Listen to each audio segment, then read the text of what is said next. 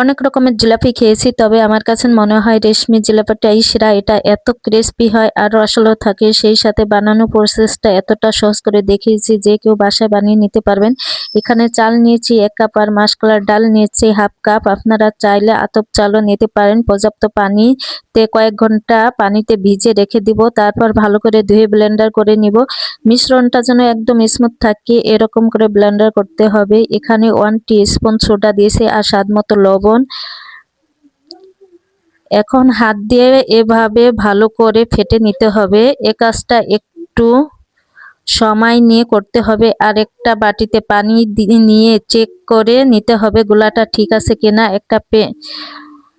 একটা প্যানে 1 কাপ মতো চিনি নিয়েছি আর সাথে পানি দিয়ে শিরা বানিয়ে নিচ্ছি, আর সাথে দিচ্ছি একটু ফুড কালার। এটা অপশনাল, চাইলে স্কিপ করতে পারেন। এবার জিলাপির মিশ্রণটি একটা পাইপিং ব্যাগে নিয়ে নিচ্ছি। আপনারা চাইলে এটা পানির বোতলেও ভরে নিতে পারেন।